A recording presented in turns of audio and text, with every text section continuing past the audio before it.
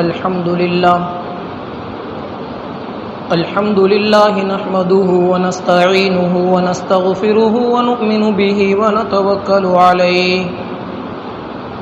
ونعوذ بالله من شرور أنفسنا ومن سيئات أعمالنا من يهده الله فلا مضل له ومن يضلله فلا هادي له ونشهد أن لا إله إلا الله وحده لا شريك له ونشهد أن سيدنا وسندنا وحبيبنا ومولانا محمدا عبده ورسوله أرسله إلى كافة للناس بشيرا ونذيرا وداعيا إلى الله بإذنه وسراجا منيرا أما بعد فقد قال الله تبارك وتعالى في الكلام المجيد والفرقان الحميد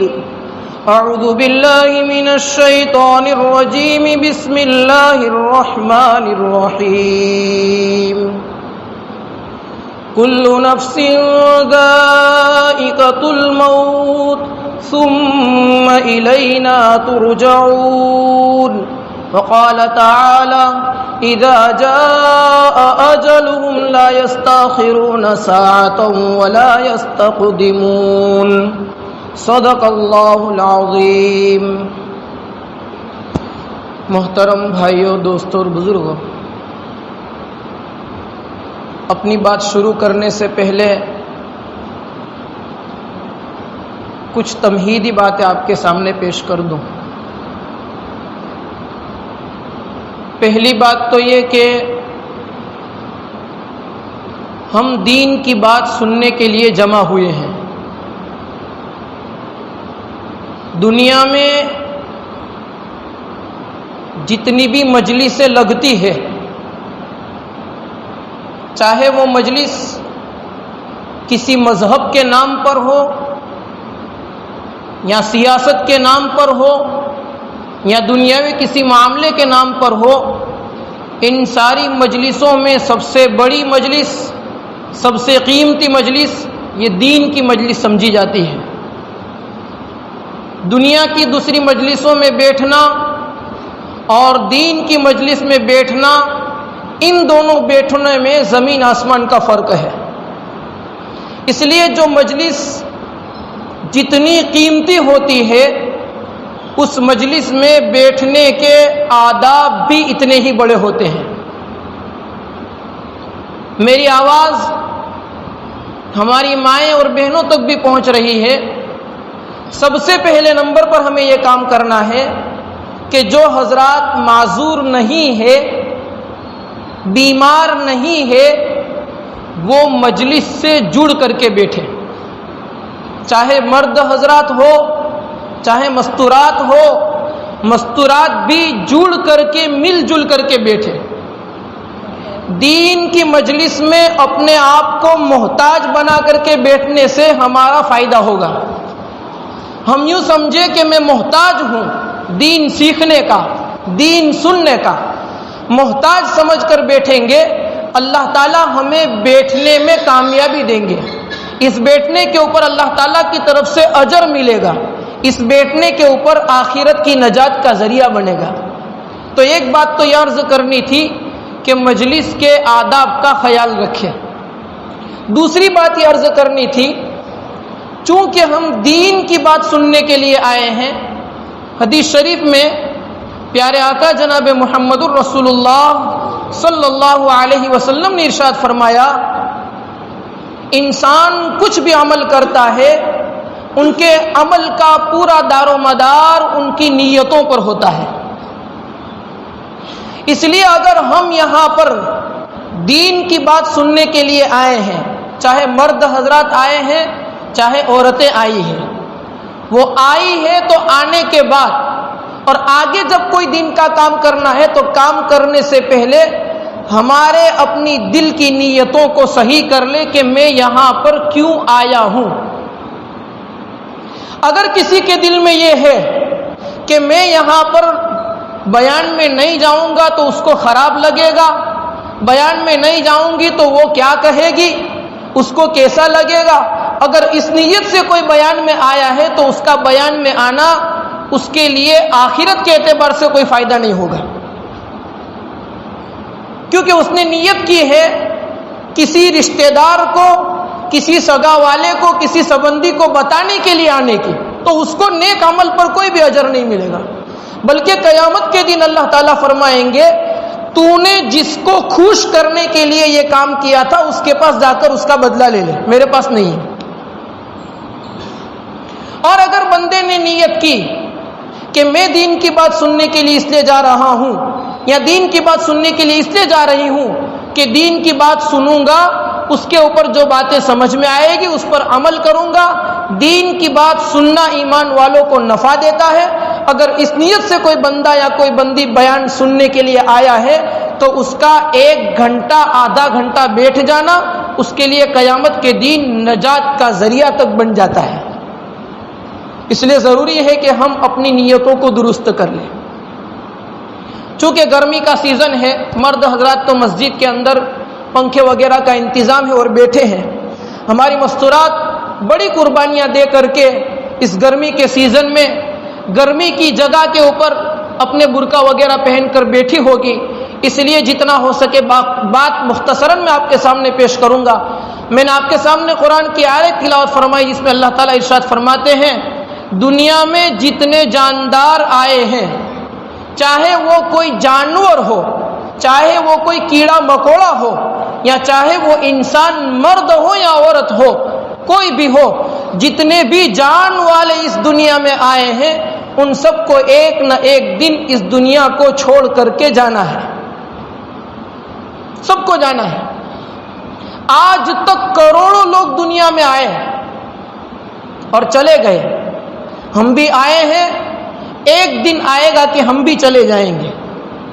اللہ تعالیٰ نے انسانوں کو پیدا کرنے کا جب ارادہ کیا تو فرشتوں کے سامنے انسان کی پوری تعداد جو حضرت آدم علیہ السلام سے لے کر کے قیامت تک آنے والی تھی وہ ساری تعداد سامنے رکھ دی، اور اللہ تعالیٰ نے عرض کیا کہ یہ سارے لوگ دنیا میں پیدا ہونے والے ہیں۔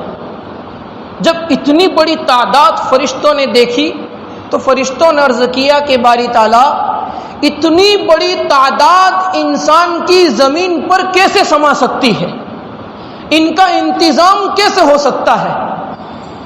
اللہ تعالیٰ نے فرمایا میرے فرشتوں یہ تعداد جو تم رجسٹر میں دیکھ رہے ہو وہ سب ایک ساتھ میں زمین پر نہیں ہوگی، میں نے اس انسانوں کی زندگی کے ساتھ ساتھ اس کے پاس موت کا نظام رکھا ہے، کچھ لوگ آئیں گے اور کچھ جائیں گے، اس طریقے سے ترتیب سے نظام چلے گا۔ فرشتوں نے جب یہ سنا کہ موت کو مسلط کر رکھا ہے اور نظام ترتیب سے چلے گا، جب یہ بات فرشتوں نے سنی تو فرشتوں نے اللہ تعالیٰ کے سامنے عرض کیا کہ یا اللہ جب انسان کے سامنے موت کی گھبراہٹ، موت کا ڈر اور موت جیسی بھاری چیز اس کے سامنے رکھ دی تب تو انسان دنیا میں رہتے ہوئے کبھی کچھ نہیں کر سکے گا، وہ تو ایک گھر بھی نہیں بنا سکے گا، وہ یہ سوچے گا گھر بنا کے کیا کرنا ہے، کل موت آ جائے گی، وہ تو شادیاں بھی نہیں کرے گا، یہ سمجھے گا شادی کر کے کیا کرنا ہے، کل موت آ جائے گی، وہ تو کمانے بھی نہیں جائے گا، سوچے گا کہ شادی کر کے کما کر کیا کرنا ہے، کل موت آ جائے گی، کچھ بھی نہیں کرے گا۔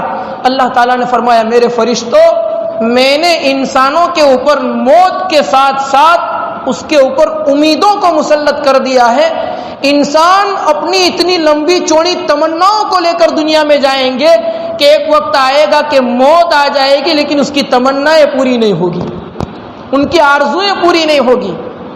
بس اسی نظام کا نام دنیا ہے کہ انسان آتا ہے اپنی خواہشات اور اپنی تمناؤں کو پوری کرنے میں رہتا ہے۔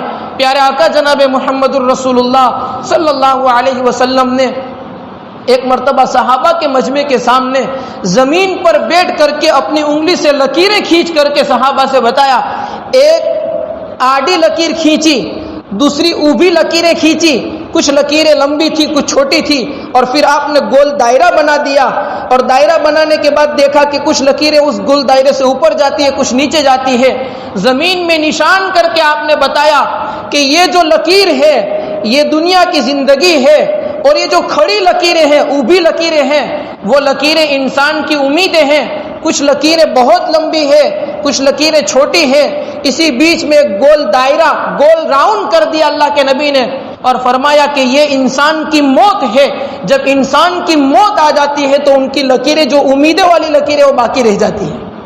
یہ اللہ نے نظام بنایا ہے۔ تو ہمیں بھی ایک دن اس دنیا سے جانا ہے۔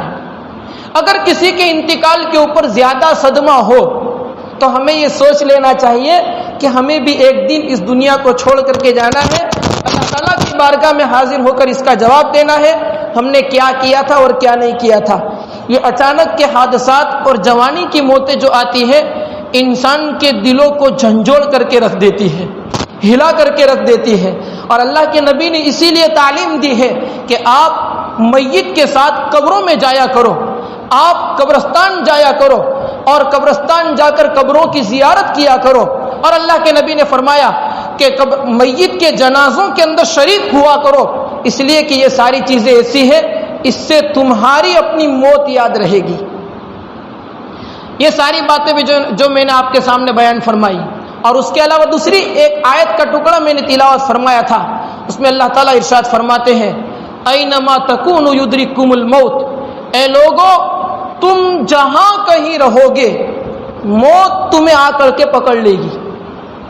اللہ تعالیٰ نے جس بندے کی موت جس جگہ پر جس سیکنڈ میں جس گھڑی میں لکھی ہے وہاں پر آ کر رہے گی۔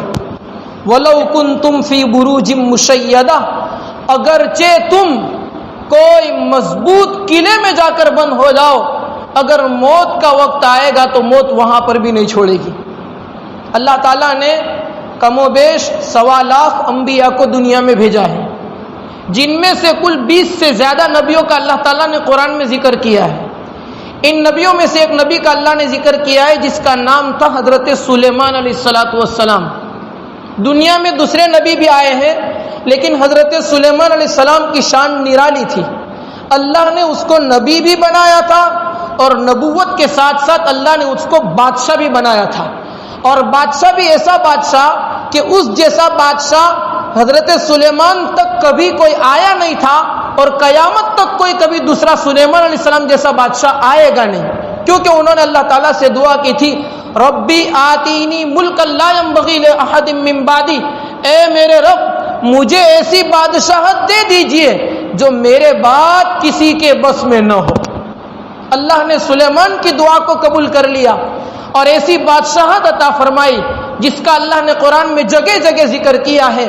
پرندوں کی بولیاں حضرت سلیمان سمجھا کرتے تھے، چیونٹی کیڑی کیا بولتی ہے وہ بھی حضرت سلیمان سنا کرتے تھے۔ ان دونوں واقعات کو اللہ نے قرآن میں بیان کیا ہے۔ ہدہد کا ذکر اللہ تعالیٰ نے قرآن میں کیا ہے، فرمایا حضرت سلیمان کے ساتھ ہدہد چلا کرتا تھا پرندہ، ہم لکڑ خود جس کو کہتے ہیں، رہا کرتا تھا، ایک مرتبہ حاضری لی، پتا چلا کہ ہدہد غیر حاضر ہے۔ حضرت سلیمان نے کہا ارے وہ کہاں گیا، اگر آئے گا اور عذر صحیح نہیں ہوگا تو میں اس کو سخت سزا دوں گا۔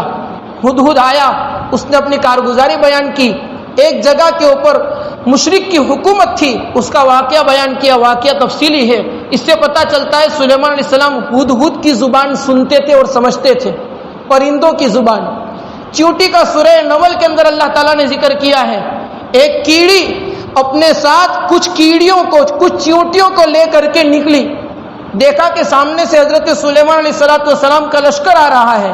چیونٹی نے اعلان کیا یا ایتھا النملۃ، اے چیونٹیوں، اے کیڑیوں، ادخلوا مساکنکم، تم اپنے بیل میں واپس چلی جاؤ، لا یحطمنکم سلیمان وجنودہ وہم لا یشعرون، کہیں ایسا نہ ہو کہ سلیمان اور اس کا لشکر تمہیں کچل دے، ان کو تو پتہ بھی نہیں چلے گا۔ یہ آواز جب چیونٹی نے کہ امیر نے لگائی، اللہ تعالیٰ نے یہ آواز سلیمان علیہ السلام کے کان تک پہنچا دی۔ حضرت سلیمان نے جب یہ آواز کو سنا، اپنے درباریوں سے کہا کہ اس چیونٹی کو میرے پاس لے آؤ جس نے مجھ سے ڈرایا دوسری چیونٹیوں کو۔ جب وہ کیڑی، وہ چیونٹی جو ان جماعت کی سردار تھی، اس کو حضرت سلیمان کے پاس لایا گیا تو حضرت سلیمان نے اس چیونٹی سے پوچھا تم مجھ سے ڈراتی ہو؟ کیا میں ظلم کرنے والا بادشاہ ہوں؟ تو چیونٹی نے کہا اے اللہ کے نبی سلیمان، میں نے ایسا آگے کہا تھا آپ کے پیر کے نیچے ہم کچل جائیں گی اور آپ کو پتہ بھی نہیں چلے گا۔ سلیمان علیہ السلام مسکرائے۔ یہ واقعہ اللہ تعالیٰ نے قرآن میں سورہ نمل کے اندر بیان کیا۔ اس سے پتہ چلتا ہے کہ سلیمان علیہ السلام وہ بادشاہ تھے جس کو اللہ تعالیٰ نے چیونٹی پر، ایک کیڑی پر بھی حکومت دی تھی۔ سرکش شیطان اور جناتوں پر بھی حضرت سلیمان کو حکومت تھی۔ جو سرکش جنات تھے ان پر بھی حکومت تھی، اس کا بھی واقعہ اللہ نے قرآن میں بیان کیا ہے۔ گرزے کے بہت ساری مخلوق پر اللہ تعالیٰ نے حکومت دی تھی، یہاں تک کہ اللہ تعالیٰ نے ہوا بھی سلیمان کے تابع کر دی تھی۔ ہوا بھی تابع تھی، ہوا کو حکم کرتے تھے جہاں جانا ہو بس حکم کرتے تھے، ہوا وہاں پر حضرت سلیمان کا تخت پہنچا دیتی تھی۔ دنیا کہتی ہے سائنس نے بڑی ترقی کی کہ آج ہوائی جہاز اٹھا کر کے اڑا کر کے دوسری جگہ پر پہنچاتے ہیں۔ ارے اللہ تبارک و تعالیٰ نے ہزاروں سال پہلے حضرت سلیمان کو یہ معجزہ دے دیا تھا۔ 6 لاکھ سونے چاندی کی کرسیوں والا ایک بہت بڑا تخت تھا۔ اس تخت پر سلیمان علیہ السلام اپنے درباریوں کے ساتھ اور جناتوں کے ساتھ بیٹھا کرتے تھے اور بیٹھ جاتے تھے، پھر ہوا کو حکم دیتے تھے ہمیں فلاں جگہ پر جانا ہے۔ وہ ہوا اتنا لمبا سفر جو 1 مہینے کا ہوتا تھا 1 رات کے اندر طے کر کے پہنچا دیتی تھی۔ اتنے بڑے بادشاہ، لیکن جب اس کی موت کا وقت آتا ہے، ایک طرف سامنے مسجد اقصی کی تعمیر کا کام چل رہا ہے، مسجد بن رہی تھی، مسجد بنانے والے جنات تھے اور جنات بہت شریر قسم کے تھے۔ وہ یہ نہیں چاہتے تھے کہ مسجد کے کام میں ہم مشغول ہو، لیکن اس کی نگرانی کر رہے تھے حضرت سلیمان علیہ السلام۔ ایک کانچ کی کوٹھڑی بنائی تھی، اس کوٹھڑی میں لکڑی کے اوپر ٹیک لگا کر کے حضرت سلیمان کھڑے رہتے تھے اور کھڑے رہ کر کے دیکھ رہے تھے کہ جنات برابر کام کر رہے ہیں کہ نہیں۔ اسی حالت کے اندر اللہ تبارک و تعالیٰ نے حضرت سلیمان کو موت دے دی۔ اتنے بڑے بادشاہ جس کی ہوا پر بھی حکومت، پرندے جس کے تابع، جانور جس کے تابع اور ساری مخلوق جس کی حکومت کے اندر تھی اور خود یہ زبان جانتے تھے، اس نبی کی موت کا وقت آتا ہے، مسجد کا کام چل رہا ہے، اللہ تعالیٰ کی طرف سے یہ اجازت نہیں ہوئی کہ کم سے کم مسجد کا کام پورا ہو جائے۔ جیسے ہی وقت ہوا اللہ تعالیٰ کی طرف سے فوراً اسی وقت بس ان کی روح قبض کر لی گئی۔ اب مسجد کا کام چل رہا تھا، یہاں روح قبض ہو چکی ہے، لکڑی کے سہارے حضرت سلیمان کی میت کھڑی تھی۔ جب مسجد کا کام پورا ہونے کو آیا اس وقت اللہ تعالیٰ نے نظام کیا، اودھی جس کو دیمک کہا جاتا ہے، اللہ تعالیٰ نے حضرت سلیمان کی لکڑی پر اودھی کو مسلط کیا۔ اودھی نے لکڑی کو اندر سے کھانا شروع کیا، دھیرے دھیرے کر کے وہ لکڑی اندر سے پوری کھوکھلی کر دی سلیمان علیہ السلام کی۔ اس کے بعد حضرت سلیمان فلما خر تبینت الجن، جب سلیمان علیہ السلام کی لکڑی ٹوٹی اور حضرت سلیمان کی ناش مبارک زمین پر گری اور جناتوں کو جب یہ پتا چلا کہ حضرت سلیمان کا تو کب سے انتقال ہو چکا ہے، تو جنات کہنے لگے کاش کہ ہمیں پہلے سے پتا ہوتا تو ہم یہ مزدوری والے کام کے اندر پھنسے ہوئے نہ رہتے۔ میرا اس واقعے سے کہنے کا مطلب یہ ہے، اتنے بڑے نبی جو نبی بھی تھے، بادشاہ بھی تھے، لیکن جب موت کا وقت آتا ہے تو اسی سیکنڈ، اسی گھڑی، اسی جگہ کے اوپر اللہ اس کی روح بھی قبض کر لیتے ہیں۔ یہ اللہ کا نظام ہے۔ ہاں یہ بات الگ ہے کسی کی موت اس کی جوانی میں ہوتی ہے، کسی کی موت اس کے بڑھاپے میں ہوتی ہے، کسی کو اللہ تعالیٰ بچپنے میں لے لیتے ہیں۔ یہ اللہ کا نظام ہے۔ اللہ تعالیٰ بچہ جب ماں کے پیٹ میں ہوتا ہے اسی وقت فرشتوں کو کچھ چیزیں سونپ دیتے ہیں۔ ایک تو یہ سونپتے ہیں کہ یہ ماں کے پیٹ میں رہنے والا بچہ نیک بنے گا یا بد بنے گا، فرشتوں کو سونپ دیا جاتا ہے۔ یہ بچہ دنیا میں آنے کے بعد کیا کھائے گا، کیا کمائے گا، فرشتوں کو سونپ دیا جاتا ہے۔ یہ بچہ دنیا میں آنے کے بعد کتنی زندگی گزارے گا، فرشتوں کو سونپ دیا جاتا ہے۔ یہ سارا نظام اللہ تعالیٰ فرشتوں کو سونپ دیتے ہیں۔ اور انسانوں کی عمر کب لکھی گئی ہے؟ جس وقت اللہ تعالیٰ نے دنیا کو پیدا کیا، دنیا پیدا کرنے کے بعد کچھ سالوں کے بعد تقدیر لکھی تھی۔ دنیا کو پیدا کرنے سے پہلے تقدیر لکھ لی تھی۔ حضرت آدم علیہ السلام کو پیدا کرنے کے بعد اللہ تعالیٰ نے حضرت آدم کے سامنے وہ رجسٹر رکھا جس میں سارے لوگوں کی عمریں لکھی ہوئی تھی۔ کسی کی یہ عمر، کسی کی یہ عمر. یہ واقعہ حدیث کی کتابوں میں ملتا ہے اس طریقے سے کہ حضرت آدم کے سامنے جب لوگوں کی موت کا رجسٹر رکھا گیا تو حضرت آدم نے پوچھا، یا اللہ یہ ایک بندہ جس کی پیشانی بہت چمک رہی ہے اور اس کی عمر صرف 60 سال لکھی ہوئی ہے، یہ کون ہے؟ حضرت آدم علیہ السلام نے کہا، یہ آپ کی امت کا ایک فرد، آپ کا بیٹا داؤد علیہ السلام ہے، یعنی جو نبی بننے والا ہے. حضرت آدم نے کہا، یا اللہ میری 1000 سال کی عمر ہے اور داؤد کی 60 سال کی عمر ہے، میں دعا کرتا ہوں کہ اس 60 میں 40 سال میرے ڈال دو اور داؤد علیہ السلام کے 100 سال پورے کر دو. یہ دعا کی تھی. اس روایت سے پتہ چلتا ہے کہ آدم علیہ السلام دنیا میں آئے اس وقت ہماری عمریں لکھ کر کے رجسٹر اللہ نے سونپ دیا تھا، تو ہماری عمریں تو پہلے سے لکھی ہوئی ہے.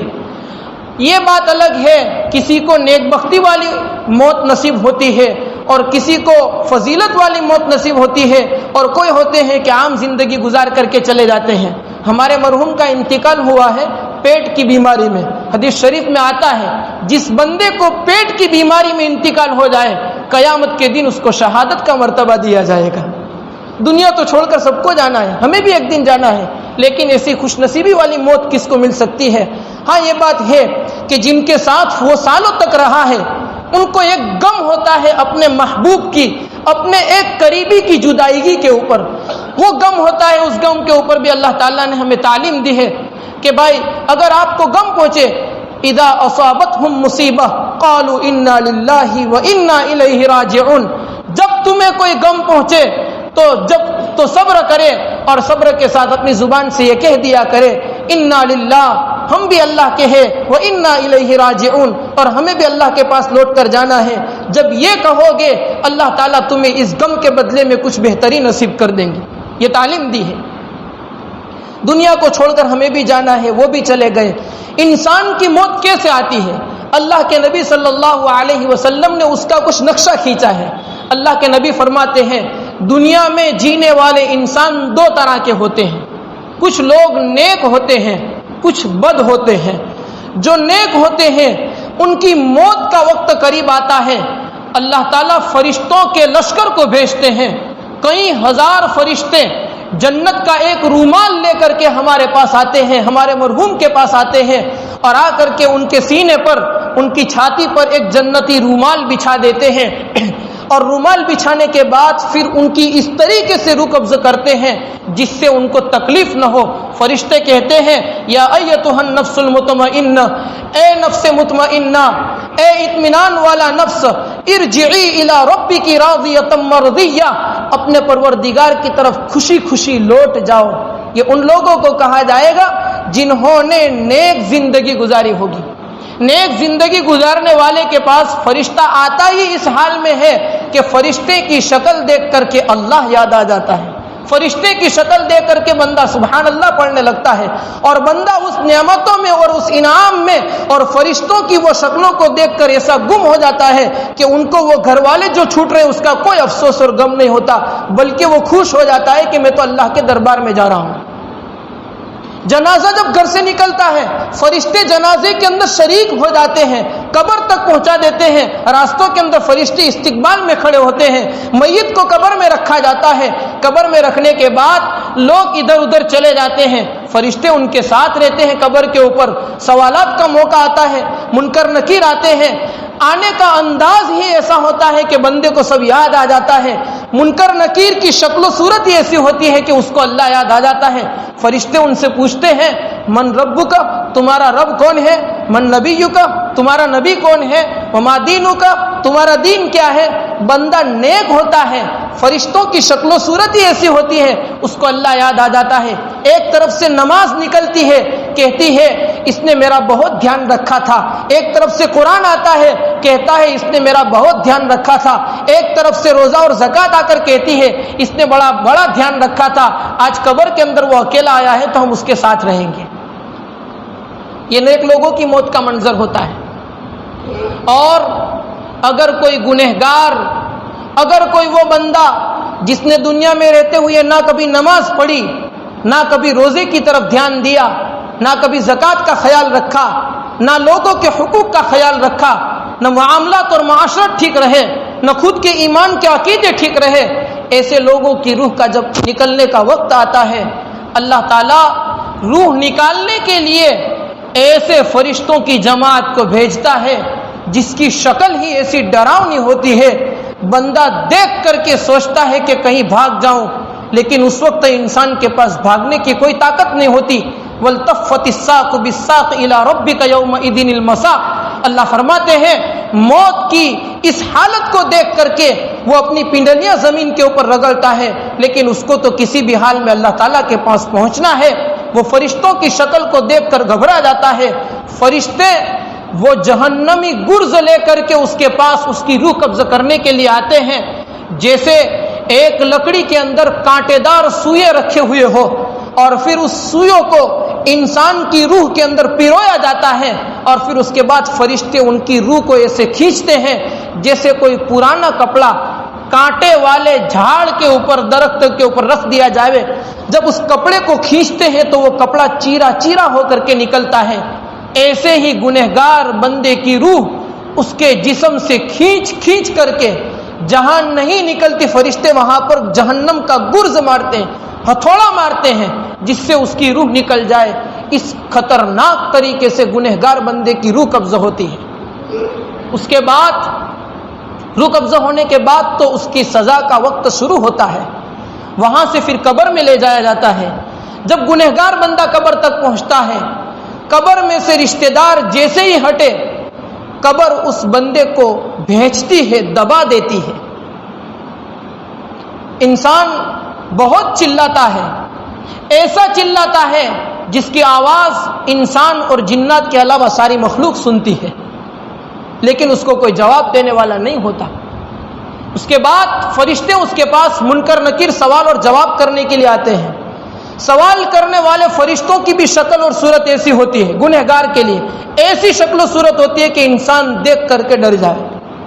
ایسی شکل اس نے کبھی دیکھی نہیں ہوتی ہے، جن کی آنکھیں آگ کی ہو، منہ میں سے آگ کی وراڑ نکلتی ہو، اور ایک دم کالی ڈراؤنی شکل و صورت ہو۔ وہ فرشتہ آ کر اس بندے سے پوچھے گا تیرا رب کون ہے؟ بندہ چونکہ گنہگار تھا، ہو سکتا ہے اس کے پاس ایمان ہو یا نہ ہو، وہ کچھ بھی جواب نہیں دے سکے گا۔ اس کے پاس نماز بھی نہیں آئے گی بچانے کے لیے، اس کے پاس روزہ بھی نہیں آئے گا بچانے کے لیے، کیونکہ اس نے دنیا کی تھوڑی سی زندگی میں اس کا خیال نہیں رکھا تھا۔ اس کے پاس قرآن بھی نہیں آئے گا بچانے کے لیے، اس لیے کہ اس نے قرآن کا خیال نہیں رکھا تھا۔ پھر اس کے بعد اس کی قبر کے اندر آگ جلا دی جاتی ہے، اور اللہ کے نبی فرماتے ہیں وہ آگ قیامت تک اس کی قبر کے اندر جلتی رہتی ہے۔ ہمیں سوچنا ہے ہماری قبر کو جنت کا باغیچہ بنانا ہے یا جہنم کا گڑھا۔ اللہ کے نبی فرماتے ہیں القبر روضۃ من ریاض الجنہ او حفرۃ من حفر النار، قبر جنت کے باغیچوں میں سے ایک باغیچہ ہے یا جہنم کے کھڈوں میں سے ایک کھڈا ہے۔ تمہارے اوپر ہے اے ایمان والے مرد اور ایمان والی عورتیں، آپ کے ہاتھ میں ہے فیصلہ کرنا۔ آپ سوچو کہ ہم اپنی قبر کو جنت کا باغیچہ بنا رہے ہیں یا جہنم کا کھڈا بنا رہے ہیں۔ ہم یوں سمجھتے ہیں ہم مر جائیں گے ہمارے لیے سیدھی جنت لکھ دی گئی ہے، گویا قبر ہمارے لیے جنت کا باغیچہ بنا ہوا پڑی ہے، ہم یوں سمجھتے ہیں۔ اسی لیے ہماری عبادتوں کا حال دیکھیں، ہماری ایمانیات کا حال دیکھیں۔ اسلام نام ہے ایمانیات، عبادات، معاملات، معاشرت، اخلاقیات، ان ساری باتوں کا نام اسلام ہے۔ ایمانیات میں سب سے پہلے نمبر پر عقیدے آتے ہیں۔ ہم مسلمان ہیں تو ہماری مانیتا کیا ہے، ہمارا عقیدہ کیا ہے؟ اللہ ایک ہے، اس کو تو ہم مانتے ہیں۔ اللہ کے رسول حضرت محمد مصطفیٰ صلی اللہ علیہ وسلم دنیا میں آنے والے آخری نبی ہے، آپ کے بعد کوئی نبی قیامت تک نہیں آئے گا۔ یہ ہمارا عقیدہ ہے، یہ ہماری مانیتا ہے۔ آج کل سوشل میڈیا کے اوپر، موبائل وغیرہ کے اوپر ہمارے بچے اور ہماری بچیاں ایسے لوگوں کے بیانات سنتی ہے جو لوگ پگڑی پہن کر، اپنے چہروں پر داڑھی رکھ کر کے، اپنے جسم پر جبہ پہن کر کے لوگوں کو دھوکہ دے رہے ہیں۔ حقیقت میں وہ مسلمان ہے ہی نہیں، اور ہم ان کے بیانات سن کر اس کی باتیں مان رہے ہیں۔ لوگوں کے سامنے جب مسئلہ بتایا جاتا ہے کہ بھائی یہ مسئلہ ہے، یہ مسئلہ ہے، تو کہتے ہیں مولوی صاحب فلاں نے اپنے بیان میں ایسا کہا تھا، ہم نے موبائل میں سنا تھا۔ میرے بھائیوں، موبائل کے اوپر سوشل میڈیا کے اوپر کچھ ایسے پگڑی والے اور امامے والے اور ٹوپی والے اور جبے والے اور داڑھی والے بیٹھے ہیں جو حقیقت میں مسلمان بھی نہیں ہیں، مسلمان بھی نہیں ہیں، وہ بیٹھے ہوئے بیانات کر رہے ہیں اور ہم سن کر کے کہتے ہیں کہ ہم نے فلاں مولوی صاحب کا بیان سنا تھا، اس نے ایسا کہا اس لیے وہی سچا، ہمارے یہاں کے مولوی صاحب بتاتے وہ جھوٹا ہے۔ یہ عقیدے کا معاملہ ہے۔ کچھ لوگ ایسے ہیں جو اللہ کے نبی کے بعد کسی اور کو نبی مانتے ہیں اور وہ جبہ پہن کر کے بیٹھ گئے ہیں، کیا ہم اس کی باتوں کو مان لیں گے؟ کیا وہ بیان صحیح کر رہے ہوں گے جو اللہ کے نبی کے بعد کسی اور کو نبی مانتے ہو؟ عقیدے ہیں، عقیدے ہمارے اپنے بچوں کے، ہمارے اپنی بچیوں کے عقیدے کو مضبوط کیا جائے۔ عقیدے کی تعلیم ہم خود بھی لے کے، بھائی ہم مسلمان ہیں تو ہماری مانیتا کیا ہوتی ہے، ہم مسلمان ہیں تو ہمارا عقیدہ کیا ہونا چاہیے۔ اللہ کے علاوہ کوئی کام بنانے والا نہیں، اللہ کے علاوہ کوئی کام بگاڑنے والا نہیں، اللہ کے علاوہ کوئی ذات روزی دینے والی نہیں، اللہ کے علاوہ کوئی ذات اولاد دینے والی نہیں، اللہ کے علاوہ کوئی ذات بیماری دینے والی نہیں، اللہ کے علاوہ کوئی ذات بیماریوں سے شفا بھی دینے والی نہیں۔ یہ ہمارا عقیدہ ہے۔ کبھی کبھار انسان پر حالات آتے ہیں تو عقیدے بھول جاتے ہیں۔ آپ کو کیا کیا باتیں بتاؤں۔ ابھی ایک ہفتے پہلے مدرسے کے اندر جس وقت ہم پڑھا رہے تھے، ایک آدمی ہمارے مانگرول کا، ہماری برادری کا، بہت اچھا جبہ اور ٹوپی پہن کر کے، پیشانی کے اوپر سجدے کی کثرت سے وہ نشان ہو گیا تھا زیادہ سجدے کرنے سے، وہ آیا اور اس نے آ کر کے مسئلہ پوچھا، مولوی صاحب ہمارے ابا کا انتقال ہو گیا ہے، زمینیں اتنی چھوڑی ہے، گھر اتنے چھوڑے ہیں، کل قیمت اتنے کروڑ روپے ہوتی ہے، اس کی میراث تقسیم کرنی ہے، کیسے کرنا ہے؟ مسئلے کی تحقیق کی ہم نے، پوری تحقیق کے بعد جب صحیح مسئلہ ان کے سامنے بتایا تو اس نے کہا مولوی صاحب اس طریقے سے اگر میراث تقسیم کرنے جائیں گے تو ہمارے پاس تو کچھ بھی نہیں رہے گا، شریعت والی بات میں نہیں کرتا ہوں۔ اس نے یہ کہا اپنی زبان سے، شریعت والی بات میں نہیں کرتا ہوں، شریعت کے مطابق نہیں چاہیے، وہ تو خالی آپ بتا دو باقی فیصلہ تو ہم کریں گے۔ ارے اللہ کے بندے، جس آدمی نے، جس ایمان والے نے اپنی زبان سے یہ کہہ دیا کہ مجھے شریعت والی بات نہیں چاہیے، شریعت نہیں چاہیے، جس کو شریعت نہیں چاہیے اس کا ایمان کہاں چلا جائے گا؟ کبھی کبھار گھروں پر لڑائیاں ہو جاتی ہیں، سمادھان کرنے والے آتے ہیں اور سمادھان والے کہتے ہیں کہ بھائی شریعت آپ کو یہ کہتی ہے کہ آپ کو یہ کرنا پڑے گا، تو غصے میں لوگ کہہ دیتے ہیں شریعت کی بات چھوڑو اپنی کرو، جو یہ کہتا ہے کہ شریعت کو چھوڑو اس کا ایمان ختم ہو جاتا ہے۔ غصے میں ہم کہاں سے کہاں پہنچ جاتے ہیں۔ یہ عقیدے ہیں، ان عقیدوں کو یاد رکھنا، اس کے اوپر دھیان رکھنا یہ ایمان والوں کی ذمہ داریاں ہوتی ہیں۔ دین کی کسی بھی بات کا مذاق کر لینا، دین کی کسی بھی بات کا انکار کر دینا، اس سے بندہ ایمان سے نکل جاتا ہے۔ اس لیے جب کبھی ایسے حالات آ جائیں، کہیں کہیں ایسا ہوتا ہے جوان میت ہو جاتا ہے تو ان کے خاندان کے جو بوڑھے لوگ ہوتے ہیں وہ رونے میں یہ کہتے ہیں اللہ اس کی بجائے تو نے مجھے لے لیا ہوتا تو کیا تجھے اس کے علاوہ دوسرا کوئی ملا ہی نہیں؟ علماء فرماتے ہیں جس نے اللہ تعالیٰ کے سامنے یہ سوال کیا کہ اللہ تجھے میرے اس مرحوم کے علاوہ دوسرا کوئی ملا نہیں، وہ کہنے والا بندہ ایمان سے نکل جائے گا۔ ایمان اتنی بڑی قیمتی دولت ہے، اور جتنی قیمتی دولت ہے اس دولت کو حاصل کرنے کے لیے صرف زبان سے اشہد ان لا الہ الا اللہ و اشہد ان محمدا عبدہ و رسولہ پڑھنا پڑتا ہے۔ اسی طریقے سے اگر کوئی ایمان کے تقاضے کے خلاف بکواس کر دے تو اس بندے کا وہ قیمتی دولت جو اس کے پاس آئی تھی وہ دولت ختم بھی ہو جاتی، ایمان چلا بھی جاتا ہے۔ یہ عقیدے کے معاملات ہیں، عقیدوں کو سیکھا جائے، بہت ضروری ہے، بہت ضروری۔ ہماری زندگی کے 40 50 60 سال نکل گئے، ہم نے کبھی عقیدے نہیں سیکھے۔ جب تک عقیدے صحیح نہیں وہاں تک ایمان صحیح نہیں، جب تک عقیدے صحیح نہیں وہاں تک ایمان قابل قبول نہیں۔ ہم ایمان والے نہیں ہو سکتے اس وقت تک جب تک ہمارے عقیدے ٹھیک نہ ہو۔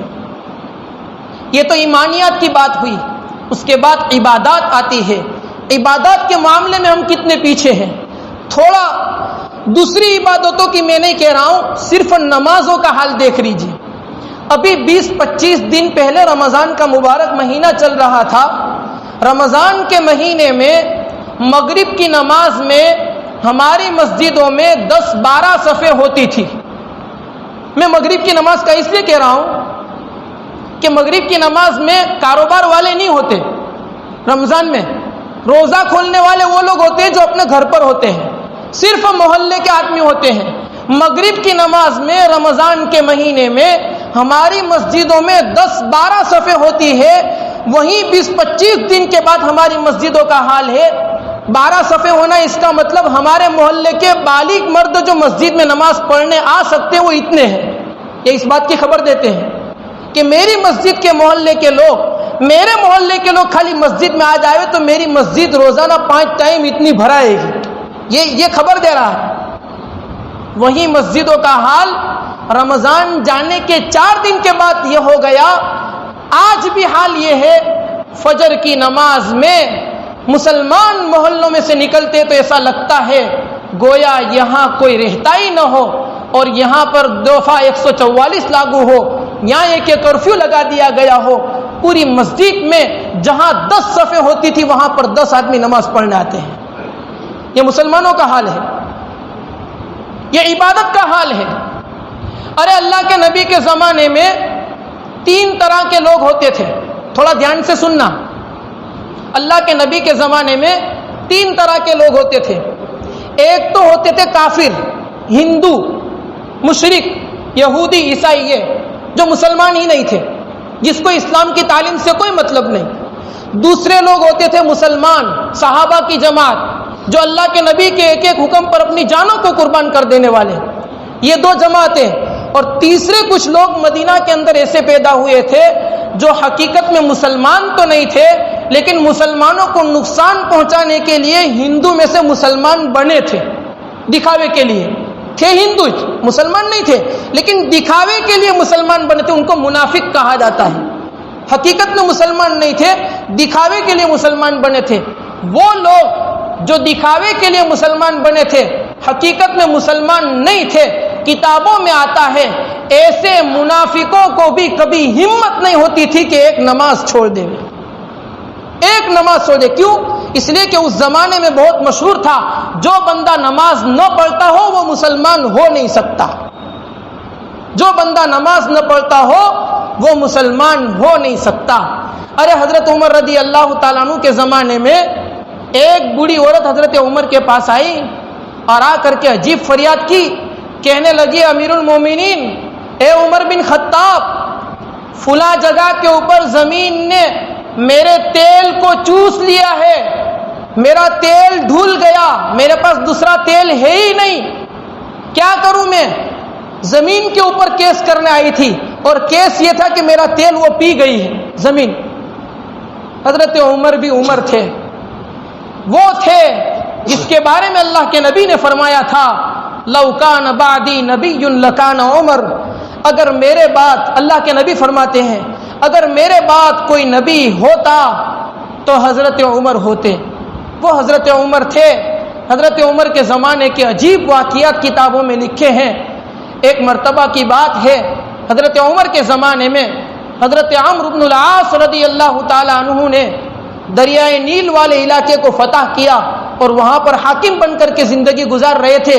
اسی دوران گاؤں والے جمع ہوئے اور آ کر کے عرض کیا کہ ہمارے یہاں پر یہ جو ندی چلتی ہے، پورا سال ندی چلتی ہے اور اس ندی میں پانی کے چلنے کی وجہ سے پورا گاؤں کھیتی اگاتا ہے اور اپنے گھر کا گزران کرتا ہے، لیکن بات یہ ہے کہ وہاں پر کھیتی وہ ندی کے اندر ہر سال ایک مرتبہ ایک نوجوان کنواری لڑکی کو ذبح کرنا پڑتا ہے اور اس کا خون دینا پڑتا ہے تو ہی وہ ندی چلتی ہے، باقی ندی چلنا بند ہو جاتی ہے۔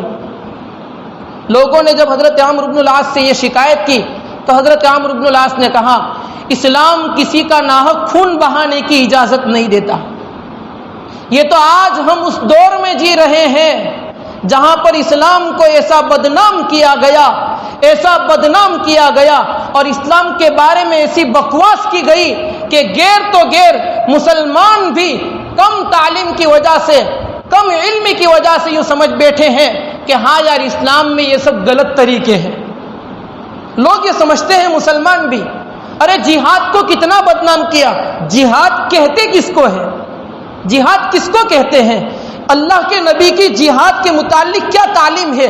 اللہ کے نبی جب صحابہ کے لشکر کو روانہ کرتے تھے تو جانے سے پہلے روانگی کی بات کرتے تھے اور بعد میں اللہ کے نبی فرماتے تھے اے میرے صحابہ تم جنگ کرنے کے لیے جس علاقے میں جا رہے ہو وہاں پر جانے کے بعد جو لوگ تم سے میدان جنگ میں لڑنے آئے اسی سے مقابلہ کرنا، وہاں کی عورتوں کو نہ چھیڑنا، وہاں اگر کوئی آپ کو مذہبی جگہ مل جاوے، کسی کا کوئی مندر مل جاوے اس کو ہاتھ مت لگانا، اگر کوئی مندر میں پوجا کرنے والا پجاری مل جائے اس کو ہاتھ مت لگانا اس لیے کہ وہ تم سے لڑنے نہیں آیا ہے، اگر کوئی بچہ تمہارے ہاتھ آ جائے تو اس کو ہاتھ مت لگانا اس لیے کہ وہ تم سے لڑنے کے لیے نہیں آیا۔ یہ اللہ کے نبی کی تعلیم تھی جہاد کی،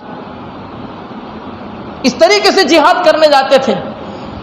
ارے اسلام کی تعلیم تو یہ ہے کہ وضو میں اگر وضو کرنے کے لیے حوض پر بیٹھے ہو تو بھی 3 مرتبہ ہر عضو کو دھونا سنت ہے، چوتھی مرتبہ اگر عضو کو دھویا تو تم گنہگار ہو جاؤ گے، کیونکہ ضرورت سے زیادہ پانی استعمال کیا۔ جو مذہب ضرورت سے زیادہ پانی بہانے کی اجازت نہیں دیتا، کیا وہ مذہب کسی کا خون بہانے کی اجازت دے گا؟ ہرگز نہیں۔ لیکن چونکہ بدنام کر کے رکھا ہے اور بدنام کرنے والے ہر دور میں آئے ہیں اور ایسے ایسے آئے ہیں۔ اکبر نے جب دین الہی کو آباد کیا تھا اور اس وقت جو اس نے اسلام کو ختم کرنے کی کوشش کی تھی، خلیفہ منصور سے پہلے معتزلہ ایک باطل فرقہ گزرا تھا، انہوں نے جو دین اسلام کو ختم کرنے کی کوشش کی تھی، ہلاکو خان کی فوج جب مسلمانوں پر مسلط ہوئی تھی اس نے اسلام کو ختم کرنے کی کوشش کی تھی، اور اس کے علاوہ دوسرے چنگیز خان کی فوج اور اس کے علاوہ تاتاریوں کی فوج، یہ جو فوجیں مسلمانوں کے اوپر مسلط ہوئی تھی اور انہوں نے اسلام کو ختم کرنے کی کوشش کی تھی۔ قریب زمانے میں انگریز کی فوج 1457-37 سے لے کر 1947 تک ہندوستان میں سے اسلام کو ختم کرنے کی کوشش کی تھی۔ ظاہری طور پر ایسا لگتا تھا حکومت اس کے پاس ہے، ہتھیار اس کے پاس ہے، ملٹری اس کے پاس ہے، طاقت اس کے پاس ہے، مسلمان کیسے بچیں گے؟ لیکن آج دیکھ رہے ہیں کہ پوری دنیا میں سب سے بڑا مذہب اگر فرد کے اعتبار سے دیکھا جائے تو دوسرے نمبر پر، اور سب سے زیادہ پھیلنے والا مذہب، سب سے زیادہ لوگ جس مذہب کو قبول کر رہے ہیں وہ مذہب اسلام ہے۔ تو حضرت عمرو بن العاص نے لوگوں سے کہہ دیا کسی کا ناحق خون بہانا اس کی اسلام اجازت نہیں دیتا ہے۔ پھر حضرت عمرو بن العاص نے کہا ندی چلنا بند ہو گئی ہے، پانی بند ہو گیا ہے، لوگ کھیتی کو کیسے سیراب کرے، کھیت میں پانی کیسے چلاوے، کہاں سے لاوے؟ خط لکھا حضرت عمر کے پاس مدینہ المنورہ میں کہ امیر المومنین ہمارے یہاں ایسا ایسا معاملہ ہے، اب وہ نہر ایک خون مانگ رہی ہے، ہم کیا کریں؟ حضرت عمر رضی اللہ تعالیٰ عنہ نے خط کا جواب لکھا، عمرو بن العاص سے کہا یا عمرو میں یہ جو لکھ رہا ہوں وہ میری چٹھی اس ندی کے اندر ڈال دینا، پھر دیکھ لینا ندی چلتی ہے کہ نہیں۔ میں آپ کو سنا رہا ہوں کہ حضرت عمر کون ہے۔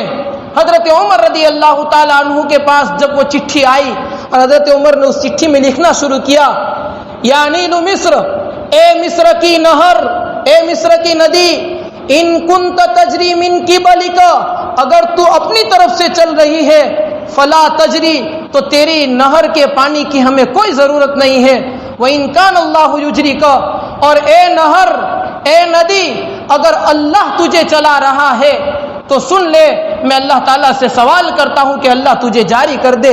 یہ خط لکھ کر کے حضرت عمرو کے پاس بھیجا اور جا کر کے کہا کہ اے عمرو اس کو ندی کے اندر ڈال دے۔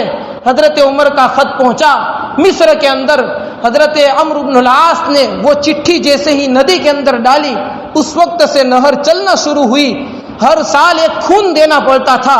حضرت عمر کی چٹھی کا یہ اثر تھا، 550-600 سال تک وہ نہر برابر چلتی رہی تھی۔ اس عمر بن خطاب کے پاس ایک عورت آ کر کے، ایک بوڑھی عورت آ کر کے شکایت کر رہی ہے کہ امیر المومنین فلاں زمین نے میرا تیل پی لیا ہے، جذب کر گئی ہے، کھینچ لیا ہے، اس لیے میں کیس کرنے آئی ہوں۔ حضرت عمر رضی اللہ تعالیٰ عنہ نے چٹھی لکھی اور چٹھی لکھ کر کے اس بوڑھی عورت کو دے دیا کہ جاؤ اور جا کر اس زمین کے اوپر یہ چٹھی رکھ دینا جہاں پر تیل تیرا ڈھول گیا ہے۔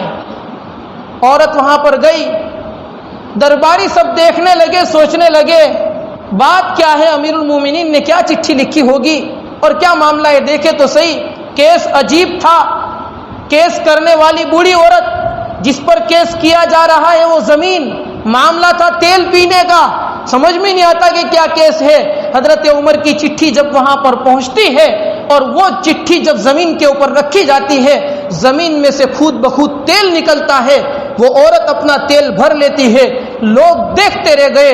لوگوں نے سوچا معاملہ کیا ہے، چٹھی اٹھا کر کے دیکھا تو اس چٹھی میں لکھا ہوا تھا، اے زمین تو اس عورت کا تیل اس کو واپس کر دے، اگر تو نے اس عورت کا تیل اس کو نہیں دیا تو میں تیرے اندر ایک بے نمازی کو دفن کر دوں گا۔ میں عرض کر رہا تھا نماز کے متعلق، بات آگے نکل گئی تھی۔ حضرت عمر نے زمین سے کہا تیرے اندر ایک بے نمازی کو دفن کر دوں گا۔ زمین یہ چٹھی برداشت نہیں کر سکی، کہا میں اپنا تیل تو واپس کر سکتی ہوں، باقی اپنے اندر ایک بے نمازی کو رکھنا برداشت نہیں کر سکتی۔ ایک بے نمازی کی نحوست، ایک وہ بندہ یا بندی جو نماز نہیں پڑھتا، اس کی نحوست 40 گھر تک پہنچتی ہے۔ تو جس گھر میں بے نمازی اس کا کیا عالم ہوگا؟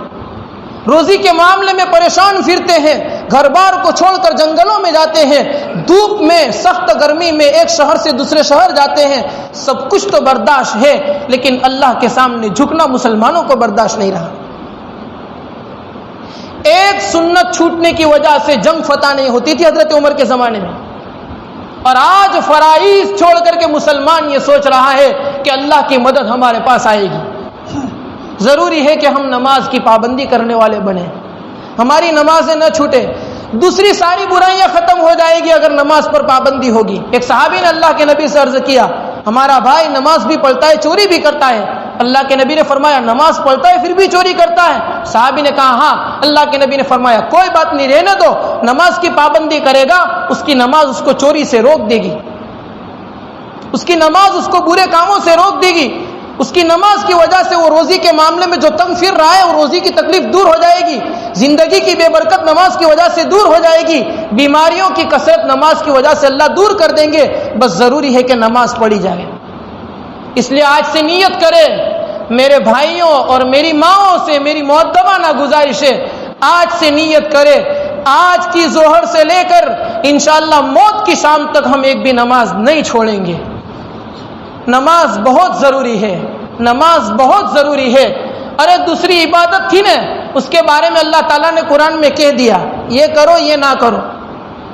نماز کی باری آئی، اللہ تعالیٰ نے اذان دینے والے سے کہا روزانہ مسجد میں پابندی کے ساتھ اس کا ٹائم ہونے پر ایک آواز دے دیا کرو مسلمانوں کو، حی علی الصلاۃ، آ جاؤ نماز کے لیے، حی علی الفلاح، آ جاؤ کامیابی کے لیے۔ لوگ کامیابیاں بازاروں میں تلاش کرتے ہیں، دکانوں پر تلاش کرتے ہیں، اسکول اور کالجوں میں تلاش کرتے ہیں، اللہ کی طرف سے مسجد کے میناروں سے اذان کی آواز آتی ہے اور کہتے ہیں کہ مسلمانوں تمہارے لیے کامیابیاں یہاں تقسیم ہوتی ہے، یہاں آ جاؤ۔ لیکن مسلمان سننے کے لیے تیار نہیں ہے، آتا ہی نہیں ہے۔ 100 میں سے 5% مسلمان نماز پڑھتے ہیں۔ یہ تو ہماری عبادتوں کا حال ہے۔ اور جب سب سے اہم عبادت جس کے بارے میں میں نے آپ کے سامنے عرض کیا، اللہ کے نبی کے زمانے میں کسی منافق کی بھی ہمت نہیں ہوتی تھی کہ ایک نماز چھوڑ دے، جب عبادت کا یہ حال ہے تو پھر معاملات اور معاشرت اور اخلاق کی تو کیا بات کریں۔ معاملات میں ہم کہاں پہنچے ہوئے ہیں، ہمارے معاملات کیسے ہیں، کس درجے تک ہم گرے ہوئے ہیں، معاشرت ہماری کیسی ہے، پڑوسی ہمارا ہم سے ناراض چل رہا ہے۔ حضرت حکیم عارفی رحمت اللہ علیہ اپنی کتاب میں ایک حدیث نقل کرنے کے بعد لکھتے ہیں پڑوسیوں کی وجہ سے تکلیف ہوتی ہے، کبھی ان کی بکری آ گئی، کبھی مرغی آ گئی، کبھی پڑوسی کے گھر پر کچھ پکا جس کی وجہ سے دھواں آ گیا، کبھی پڑوسی نے کوئی کھانا بچا ہوا ڈال دیا جس کی وجہ سے بدبو آ گئی، کبھی پڑوسی کے گھر سے کوئی پانی نکل گیا جس کی وجہ سے راستے پر کیچڑ آ گیا۔ اللہ کے نبی فرماتے ہیں واللہ لا یؤمنو، ایک مرتبہ اللہ کے نبی ٹیک لگا کر کے بیٹھے ہوئے تھے اور اچانک سے آپ غصے میں آ گئے، آپ جلال میں آ گئے، آپ نے ٹیک چھوڑ دیا اور پھر سیدھے بیٹھ کر آپ نے کہا اللہ کی قسم وہ ایمان والا نہیں ہے، اللہ کی قسم وہ بندہ اور بندی مسلمان کہلانے کے لائق نہیں ہے۔ تیسری مرتبہ آپ نے قسم کھائی اللہ کی قسم وہ ایمان والا نہیں ہے۔ صحابہ نے عرض کیا یا نبی اللہ کون؟ آپ نے 3 قسمیں کھا کر کس کے بارے میں کہا کہ ایمان والا نہیں ہے؟ تو اللہ کے نبی نے فرمایا من لا یأمن جارہ بوائقہ، جس کی تکلیف سے اس کا پڑوسی محفوظ نہ ہو وہ تکلیف دینے والا پڑوسی سچا مسلمان نہیں ہو سکتا۔ صحابہ نے عرض کیا ایک مرتبہ، یا نبی اللہ فلاں عورت ہے 5 وقت کی نماز بھی پڑھتی ہے، تہجد بھی پڑھتی ہے، اشراق بھی پڑھتی ہے، چاشت بھی پڑھتی ہے، اوابین بھی پڑھتی ہے، صلاۃ التوبہ بھی پڑھتی ہے، رمضان کے روزے بھی رکھتی ہے، محرم کے روزے بھی رکھتی ہے، شعبان کے روزے بھی رکھتی ہے، ہر مہینے میں 3 روزے رکھتی ہے، لیکن بات یہ ہے کہ اتنی زیادہ عبادتیں کرنے کے بعد زبان ایسی چلاتی ہے کہ جس سے ان کا پڑوسی تھکا ہارا ہے اور پڑوسی اس سے ناراض ہے۔ اللہ کے نبی نے فرمایا اتنی زیادہ نفلی عبادت کرنے والی، اتنی زیادہ نفلی روزے رکھنے والی، اگر اس کا پڑوسی اس سے ناراض ہے اور ان کی تکلیفوں سے اس کا پڑوسی تنگ آ گیا ہے تو وہ عورت جنت میں نہیں جائے گی، جہنم میں جائے گی۔ یہ اللہ کے نبی نے فرمایا، یہ تعلیم دی کہ ہمارے پڑوسیوں کے ساتھ کیسے معاملات ہو، اخلاقیات کے بارے میں کس درجے تک کہاں تک بچایا جائے، وہ ساری باتیں ہم نے بہت سنی ہے۔ وقت بھی بہت ہو گیا ہے، گرمی کا سیزن ہے، ہماری مستورات دھوپ میں بیٹھی ہوئی ہے، کچھ 2-4 باتیں ضروری میں آپ کے سامنے پیش کر دوں۔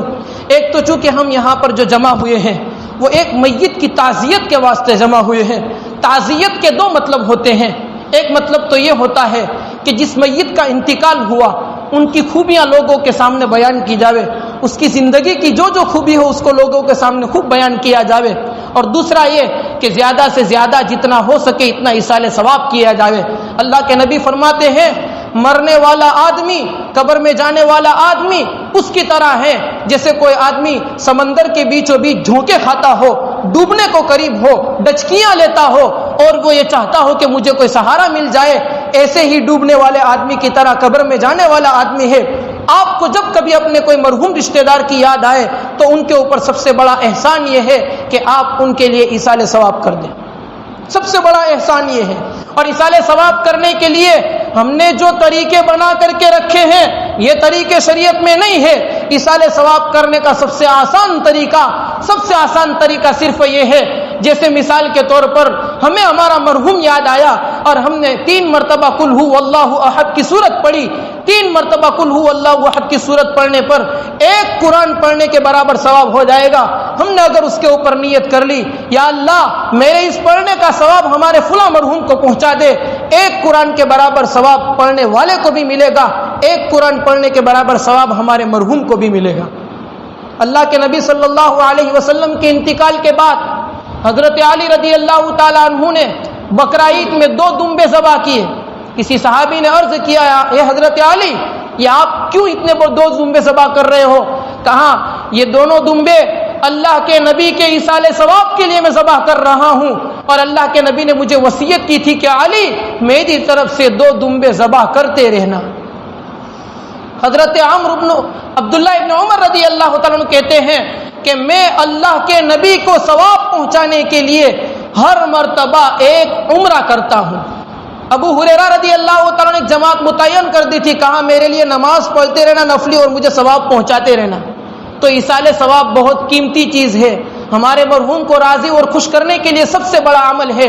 بس ثواب پہنچانے کا طریقہ یہ ہے جو کوئی بھی عمل کیا، عمل کرنے کے بعد 1 مرتبہ دل میں اللہ سے دعا کر لے، اللہ عمل تو تیرے واسطے کیا ہے لیکن کمی کوتاہی مجھ سے رہ گئی ہے، معاف کر دینا اور اس کا ثواب ہمارے فلاں مرحوم کو پہنچا دینا۔ ڈائریکٹ ہمارا پڑا ہوا ثواب ہمارے مرحوم کو پہنچ جائے گا۔ حضرت سعد بن معاذ رضی اللہ تعالیٰ عنہ اللہ کے نبی کے پاس آئے اور آ کر کے عرض کیا یا نبی اللہ میری والدہ کا انتقال ہو گیا، اگر میری والدہ زندہ رہتی اس کو موقع ملتا تو ضرور کوئی وصیت کرتی، میں اس کے ایصال ثواب کے لیے کیا کر سکتا ہوں؟ اللہ کے نبی نے فرمایا سعد اس وقت پانی کی بہت قلت ہے، ایک کنواں کھدواؤ اور کنواں کھدوا کر کے اس کو ایصال ثواب کر دو۔ حضرت سعد نے کنواں کھدوایا اور کنواں کھدوا کر کے کہہ دیا یا اللہ یہ کنواں میری ماں کے ایصال ثواب کے لیے ہے، بس ایک کنواں کھود دیا، لوگوں نے بہت پانی پیا، یہ سارا ثواب مرحوم کو پہنچتا رہا جو ان کی ماں کے لیے کیا تھا۔ مرحوم کے لیے میت کے انتقال کے بعد 10واں 20واں 30واں 40واں ورثی، اس سے اچھا یہ ہے کہ ایسے اعمال کیے جاوے جو کسی کو پتہ بھی نہ ہو اور ہمارے مرحوم کو ثواب پہنچتا رہے۔ میں آپ لوگوں سے بھی کہتا ہوں، آپ لوگ یہاں پر تعزیتی مجلس میں آئے، ہو سکتا ہے آپ کے دل میں کوئی کھٹکا بھی ہو کہ اگر نہیں جاؤں گا تو فلاں رشتہ دار ناراض ہو جائے گا۔ آپ اپنے گھر پر رہتے ہوئے جب کبھی ہمیں وہ مرحوم یاد آئے اور 3 مرتبہ قل هو اللہ احد کی سورت پڑھ کر بخش دو گے، یا کبھی کوئی غریب آیا 10 روپیہ صدقہ کرو اور نیت یہ کر لو گے کہ ہمارے فلاں مرحوم کو پہنچ جائے گا، اس سے ہمارا مرحوم بہت خوش ہو جائے گا، بہت خوش ہوگا۔ یہ ایصال ثواب کے طریقے ہیں جو اللہ کے نبی نے ہمیں تعلیم دی ہے۔ اگر اللہ تعالیٰ نے ہمیں مال دیا ہے، کسی غریب کو جس کے گھر کے اوپر ہر سال اس کو تار پتری اور پلاسٹک ڈالنا پڑتا ہے اور پلاسٹک ڈالنے کے بھی پیسے نہیں ہوتے، ان کے گھر کے اوپر کبھی کوئی چھپر بنا دیا جاوے تاکہ جب تک وہ اس گھر کے نیچے رہے گا ہمارے مرحومین کو اس کا ثواب پہنچتا رہے گا۔ اللہ نے مال دیا ہے، کوئی بچہ مدرسے کے اندر حافظ ہونے کے لیے جا رہا ہے، استاد سے جا کر پوچھ لے اس بچے کی 1 سال کی فیس کتنی ہے۔ ایک مدرسے کے اندر بچہ رات دن کھانے پینے کے ساتھ رکے، اس کی 1 سال کی فیس 14-15 ہزار روپے ہے۔ 1 سال کے 15 ہزار، 3 سال میں بچہ حافظ قرآن بن جاتا ہے، ذہن اچھا ہو تو 2 سال میں بن جاتا ہے۔ ہم نے 3 سال کی 45 ہزار روپے فیس جمع کرا دی، یہ بچہ حافظ قرآن بن جائے گا۔ اس کے بعد زندگی بھر جتنا قرآن پڑھتا رہے گا، جتنا دوسروں کو پڑھاتا رہے گا، ان سب کا ثواب ہم نے خرچ کیے ہمارے نامہ اعمال میں آتا رہے گا۔ یہ ایصال ثواب کے طریقے ہیں، اس سے بہت ڈھیر کا ڈھیر ثواب ملتا رہے گا۔ ایسے طریقوں کو اختیار کیا جاوے۔ تو 2 باتیں میں نے مرحوم کے متعلق بیان کی۔ ایک تیسری بات، چونکہ جوان میت ہوا ہے، اپنے پیچھے معصوم بچیوں کو اور بچوں کو اور ایک اپنی بیوہ بیوی کو چھوڑ کر کے گیا ہے۔ سب سے پہلے تو میں یہ عرض کر دوں، اللہ کے نبی کا جس وقت انتقال ہوا تھا آپ کی 9 بیویاں بیوہ دنیا میں موجود تھی، اور بیوہ ہونے والی سب سے جوان حضرت عائشہ صدیقہ رضی اللہ تعالیٰ 18 سال کی عمر میں بیوہ ہو گئی تھی اور 48 سال تک اس کے بعد زندہ رہی تھی۔ سن ہجری 58 میں حضرت عائشہ کا انتقال ہے، 48 سال تک بیوتی کی حالت میں اماں عائشہ نے زندگی گزاری تھی۔ اللہ کے نبی صلی اللہ علیہ وسلم کی زندگی میں اللہ کے نبی کی 3 بیٹے 4 بیٹیاں، عبداللہ قاسم اور طاہر، 3 بیٹے، زینب، رقیہ اور ام کلثوم، 3 بیٹیاں، یہ اللہ کے نبی کے سامنے انتقال کر گئے تھے۔ آپ ان 6 اولادوں کا دکھ برداشت کر کے دنیا سے گئے تھے، آپ نے دیکھا تھا۔ اور پھر جب آپ گئے تو آپ کی 9 بیویاں چھوڑ کر کے گئے تھے، اس میں حضرت عائشہ نے 48 سال تک بیوگی کی حالت میں زندگی گزاری تھی اور 58 سال کی عمر میں اماں عائشہ کا انتقال ہوا تھا۔ جیسے میں نے ابھی بتایا کہ سن ہجری حضرت عائشہ کی عمر 18 سال کی تھی، اس وقت بیوہ ہو گئی تھی۔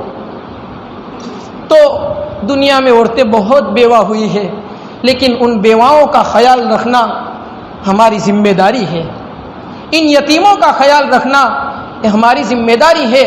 یتیموں کے بارے میں اللہ کے نبی نے فرمایا، جس گھر میں یتیم بچہ ہوتا ہے، جس گھر میں یتیم بچہ ہوتا ہے، وہ گھر اللہ کے نزدیک ایسے چمکتا ہے آسمان والوں کے یہاں پر جیسے زمین والوں کے لیے ستارے چمکتے ہیں۔ جس گھر کے اندر یتیموں کا اکرام کیا جاتا ہے، یتیموں کے اوپر خرچ کیا جاتا ہے، اللہ تعالیٰ اس خرچ کرنے والوں کو بڑا اجر دیتے ہیں، اللہ اس سے بڑے خوش ہو جاتے ہیں۔ اللہ کے نبی بھی یتیم پیدا ہوئے تھے، بہت سارے صحابہ جنگوں میں شہید ہو گئے تھے۔ ارے ابھی فروری کے مہینے میں ترکی میں زلزلہ آیا، 42 سیکنڈ کا زلزلہ تھا، 1 منٹ پورا زلزلہ چلا نہیں تھا، 50,000 سے زیادہ لوگوں کی میت ہاتھ میں آئی اور اس سے زیادہ بہت سارے لوگ آج تک گم ہیں جس کو تلاش کر رہے ہیں۔ اللہ کا نظام ہے، زندگی اور موت، دکھ ضرور ہوتا ہے، لیکن ان دکھ والوں کے لیے اللہ تعالیٰ کی طرف سے تعلیم یہ ہے کہ صبر کیا جاوے، جتنا ہو سکے اتنا زیادہ صبر کرے۔ اس صبر کے اوپر اللہ تعالیٰ بڑے درجے عطا فرمائیں گے اور ایسے درجے نصیب ہوں گے کہ جس کے بارے میں دوسرے عمل کے بارے میں اللہ نے کہہ دیا اس کا بدلہ یہ ہے، اس کا بدلہ یہ ہے، صبر کی باری آئی تو اللہ نے قرآن میں اعلان کر دیا انما یوفی الصابرون اجرهم بغیر حساب، جو صبر کرنے والے لوگ ہیں ان کو تو بغیر حساب کے ڈائریکٹ اجر دے دیا جائے گا، اس لیے کہ صبر کرنا ایک بہت بڑی عبادت ہے۔ تو ہوتا یہ ہے ہمارے اپنے علاقے کے اندر کہ جب کوئی رشتہ دار کا، کوئی جوان آدمی کا انتقال ہوتا ہے تو پہلے 1-2 سال تو بڑا خیال رکھ لیتے ہیں، اس کے بعد لوگ بھول جاتے ہیں، ان یتیموں کو بھول جاتے ہیں، ان بیواؤں کو بھول جاتے ہیں۔ نہیں بھائیوں، ہمارے اپنے پڑوس میں، ہمارے اپنے رشتہ داروں میں، ہمارے اپنے گاؤں میں اگر کوئی عورت بیوہ ہو رہی ہے یا اگر کوئی بچے یتیم ہو رہے ہیں، ان کو بالغ ہونے تک، اگر بچیاں ہیں تو ان کی شادی کرانے تک، یہ ساری ذمہ داری ہم دوسرے مسلمانوں کے اوپر ہے کہ ہم ان کا خیال رکھیں۔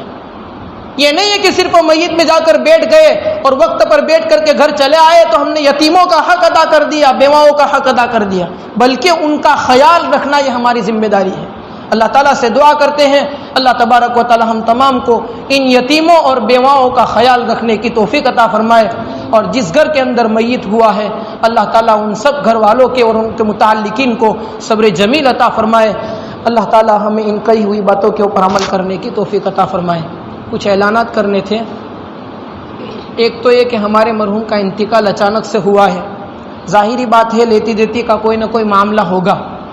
جب کوئی مرحوم کا انتقال ہوتا ہے، اور اللہ کے نبی کے زمانے میں کوئی مرحوم کا انتقال ہوتا تھا اور جنازہ لایا جاتا تھا تو اللہ کے نبی جنازے کے پاس کھڑے رہ کر کے پہلے یہ پوچھتے تھے کہ بھائی اس مرحوم کے پاس کوئی کچھ مانگتا ہے، قرضہ ہے اس کے اوپر؟ اگر کوئی کہتا کہ ہاں میں اتنا مانگتا ہوں تو پھر اللہ کے نبی دوسرا اعلان کرتے کہ اس کے اوپر جو قرضہ ہے اس کی ذمہ داری کون لیتا ہے۔ اگر کوئی ذمہ داری قرضے کی لے تو اللہ کے نبی جنازے کی نماز پڑھاتے تھے، باقی جنازے کی نماز بھی نہیں پڑھاتے تھے۔ ہمارے یہاں بھی مرحوم کا چونکہ اچانک انتقال ہوا ہے، معاملات کا مسئلہ ہے، کسی کا کچھ لینا باقی ہوگا، کسی کا کچھ دینا باقی ہوگا، مرحوم کے رشتہ دار سے بھی مل لے ہوئے اور سلیمان بھائی سے بھی مل لے ہوئے جو کاپا ہے ان سے بھی مل لے، اس کے علاوہ بھی جو مرحوم کے قریبی ہیں ان سے مل کر کے معاملہ صاف کر لے تاکہ مرنے والے پر آخرت میں کوئی بوجھا نہ رہے۔ کوئی یہ نہ سمجھے کہ یار میں تو 5 روپے مانگتا تھا، کیا مانگنے جاؤں، تو پھر دل سے معاف کر دو۔ 5 روپے جیسا مسئلہ تھا، آپ کو شرم آتا ہے مانگنے جانے سے، تو آخری درجہ آپ کے پاس یہ ہے کہ آپ اس کو معاف کر دو، یہ آخری درجہ ہے۔ باقی 1 روپیہ بھی کسی کا باقی رہ گیا، میرا انتقال ہو گیا اور میرے پاس کوئی 1 پاولی مانگتا تھا، 1 پاولی، اللہ کے نبی فرماتے ہیں قیامت کے دن 700 ایسی نمازیں جو میں نے پڑھی ہوگی اور قبول ہو گئی ہوگی، وہ 700 نمازیں ایک ساتھ میں پاولی والے کو دوں گا، تب جا کے 1 پاولی کا قرضہ ادا ہوگا۔ اس لیے ضروری ہے کہ ہمارے مرحومین کے اوپر کوئی معاملہ باقی نہ رہے، پورے معاملات کو صاف کر لے، چاہے چھوٹی رقم ہو چاہے بڑی رقم ہو، اس بات کا خاص خیال رکھے۔ اللہ تعالیٰ عمل کی توفیق عطا فرمائے۔ 3 مرتبہ سورہ اخلاص آگے پیچھے درود شریف پڑھ کے ہمارے مرحوم کو ایصال ثواب کر دیں۔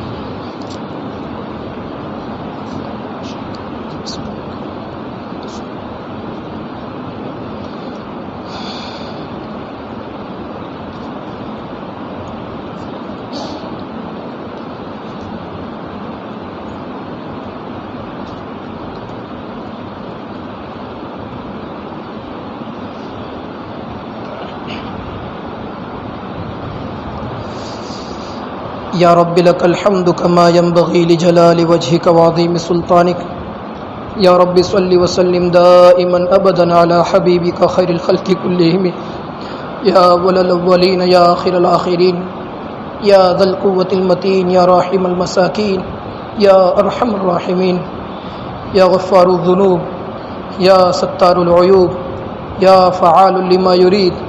اللهم ربنا آتنا في الدنيا حسنة وفي الآخرة حسنة وقنا عذاب النار۔ ربنا ظلمنا أنفسنا وإن لم تغفر لنا وترحمنا لنكونن من الخاسرين۔ ربنا اغفر لي ولوالدي وللمؤمنين يوم يقوم الحساب۔ اے کریم آقا ہم سب کے گناہوں کو معاف فرما۔ اے اللہ ایسے جب میت ہوتے ہیں ہمیں اپنی پچھلی زندگیاں یاد آ جاتی ہے، یقیناً ہم سے بہت گناہ ہو گئے ہیں، آج تک تجھے ناراض کرنے والے بہت سارے کام کر لیے ہیں۔ اللہ تیری ہی نعمتیں ہم کھاتے رہے اور تجھے ہی ستاتے رہے، تیری ہی نافرمانی کرتے رہے۔ اللہ تو ہمیں ڈھیل دیتا رہا، آج بھی تو نے ہمیں تندرستی دی ہے، تو نے ہمیں زندگی دی ہے۔ اے اللہ ہم اپنے گناہوں کا اقرار کرتے ہیں، ہمیں معاف فرما دے اللہ، ہمیں معاف فرما دے اللہ، ہمیں معاف فرما دے آج تک جتنی گناہ والی زندگی گزری ان سب کو معاف فرما دے، آئندہ نیک زندگی گزارنے کی توفیق عطا فرما۔ اللہ نیک زندگی گزارنے کی توفیق عطا فرما، اے اللہ نیک زندگی گزارنے کی توفیق عطا فرما۔ اے اللہ ہم سب کو اور دنیا میں بسنے والے ہر مسلمان کو، ہر فرد کو، سب کو ہدایت کی دولت سے مالا مال فرما۔ اے اللہ رحم کا، کرم کا، عافیت کا، درگزر کا معاملہ فرما۔ اے اللہ عافیت والی، عزت والی، برکت والی روزی کا انتظام فرما۔ جو جس لائن سے پریشان ہیں سب کی پریشانیوں کو دور فرما۔ جو بیمار ہے امت میں سب کو شفا کاملہ دائمہ نصیب فرما۔ امت میں جو مقروض ہے سب کے قرضے کی ادائیگی کی غیر سے شکل اور صورتیں پیدا فرما۔ اے اللہ جو بے اولاد ہے ان کو نیک صالح اولادیں نصیب فرما، جو بے جوڑا ہے ان کو نیک صالح جوڑا نصیب فرما۔ اللہ تجھے راضی کرنے والے اعمال کی توفیق عطا فرما۔ اے اللہ چاروں طرف سے ہم پر جو حالات ہے یہ اس بات کی گواہی دے رہے ہیں کہ تو ہم سے ناراض ہو چکا ہے۔ اے اللہ ہم عقائد کے معاملے میں بھی پیچھے ہیں، ہماری عبادتیں میں بھی بہت کم ہے، نمازیں جیسی عبادت ہم سے چھوٹ رہی ہے۔ اے اللہ آج تک خیال نہیں تھا، غفلت میں نمازیں چھوٹ رہی تھی، آج سے عہد کرتے ہیں کہ ہم نماز کی پابندی کریں گے۔ اے اللہ ہم عہد کرتے ہیں کہ قرآن کی تلاوت کریں گے۔ اے اللہ ہم عہد کرتے ہیں کہ تجھے راضی کرنے والے کام کریں گے۔ اے اللہ ہم عہد کرتے ہیں کہ تیرے پیارے حبیب کے طریقوں کے مطابق زندگی گزاریں گے۔ اے اللہ ہم عہد کرتے ہیں کہ تجھے ناراض کرنے والے کاموں سے ہم بچیں گے، تیرے پیارے حبیب کو ناراض کرنے والے کاموں سے ہم بچیں گے۔ اے اللہ تو ہمیں توفیق دے کہ ہماری شادی، ہماری موت میت اور ہماری زندگی کا ہر کام تیرے حکم کے مطابق اور تیرے پیارے حبیب صلی اللہ علیہ وسلم کے طریقوں کے مطابق ہو جائے۔ اے اللہ تو ہمیں توفیق دے کہ ہمارا ہر عمل تجھے راضی کرنے کے لیے ہو جائے، تجھے ناراض کرنے والے کاموں سے ہماری حفاظت فرما لے۔ اللہ تجھے ناراض کرنے والے کاموں سے ہماری حفاظت فرما لے۔ اللہ بیماریاں تیری نعمت ہے، یقیناً تیری نعمت ہے، لیکن ہم تیرے کمزور بندے ہیں، ہم ان بیماریوں پر کیسے صبر کر سکتے ہیں؟ اے اللہ ہمیں مہلک بیماریوں سے بچا لے، ہر طرح کی بیماریوں سے ہماری حفاظت فرما، ہم تیرے کمزور بندے ہیں۔ اے اللہ تیری آزمائش کے قابل نہیں ہے، ہم امتحان اور پریکشا کے قابل نہیں ہے۔ اے اللہ بغیر پریکشا لیے ہمیں کامیاب فرما دے، اللہ بغیر پریکشا لیے ہمیں کامیاب فرما دے، ہماری بھی مغفرت فرما، ہمارے مرحومین کی بھی مغفرت فرما۔ بہت سارے مرحومین تیری بارگاہ میں حاضر ہو چکے ہیں جو ایک سبحان اللہ کہنے کے محتاج ہیں۔ اے اللہ تو نے ہمیں زندگی بخشی ہے، بچی ہوئی زندگی کی قدردانی کی توفیق عطا فرما۔ اللہ بچی ہوئی زندگی کی قدردانی کی توفیق عطا فرما۔ جو مرحومین تیری بارگاہ میں حاضر ہو چکے ہیں سب کی کروٹ کروٹ مغفرت فرما، سب کی قبروں کو جنت کا باغیچہ بنا دے۔ اے اللہ سب کی قبروں کو جنت کا باغیچہ بنا دے۔ اے اللہ سب کی قبروں کو جنت کا باغیچہ بنا دے، ہم سب کے آخرت کی تمام منزلوں کو آسان فرما، ایمان والی تیری رضا والی موت نصیب فرما۔ اے اللہ ایمان والی تیری رضا والی موت نصیب فرما، ایمان والی تیری رضا والی موت نصیب فرما۔ تیری ناراضگی والی زندگی سے، تیری ناراضگی والی موت سے ہماری اور پوری امت کی حفاظت فرما۔ اے اللہ ظالم حکمران سے ہماری حفاظت فرما، ظالم بادشاہوں سے ہماری حفاظت فرما، ایسے لوگوں سے ہمیں مسلط ہونے سے بچا لے جو ہمارے اعمال کی وجہ سے ہم پر رحم بھی نہ کرے، ہمارے کرتوت کی وجہ سے ہم پر ظلم ڈھائے، ایسے ظالموں سے ہماری حفاظت فرما لے۔ اے اللہ مسلمان مردوں اور عورتوں کی، بچوں اور بچیوں کی جان مال کی عزت آبرو کی حفاظت فرما، مسلمان جوان مردوں کی جوانی کی حفاظت فرما۔ اللہ ہمارے جوان موبائل کی زینت بن گئے، ہماری جوان بچیاں بازاروں کی زینت بن گئی، منڈپوں کی زینت بن گئی، شادی بیاہ کی زینت بن گئی۔ اے مولا کریم دنیا کی مروجہ فیشن کی زینت بن گئی۔ اے اللہ ہمارے بچے موبائل کے اندر کھیل کود کر اپنی زندگیاں بسر کر رہے ہیں، ماں باپ کمائی دنیا کے اندر لگ کر کے اپنی زندگیاں پوری کر رہے ہیں۔ اے اللہ ہر کوئی اپنی ضروریات تو پوری کرتا ہے لیکن دین کو چھوڑ دیا ہے۔ اے اللہ بہت ساری مسلمان بچیاں ایمان چھوڑ کر مرتد ہو رہی ہے، ماں باپ کی پیشانیوں پر بل نہیں پڑتا۔ اللہ ہمیں ہدایت دے دے، اللہ ہمیں ہدایت دے دے۔ ہمارے نوجوان نسل کی حفاظت فرما لے، ہماری بچیوں کے ایمان کی حفاظت فرما، ہماری نوجوان نسل کی، ہماری اولاد کی صحیح تربیت فرما اللہ، ہماری اولاد کی صحیح تربیت فرما۔ اے اللہ مرحومین تو چلے گئے، پیچھے رشتہ دار چھوڑ کر گئے ہیں، ان رشتہ داروں کو کیا دکھ ہوتا ہے وہ تو ہی جانتا ہے۔ مولا کریم سب کو صبر جمیل عطا فرما اللہ، سب کو صبر جمیل عطا فرما۔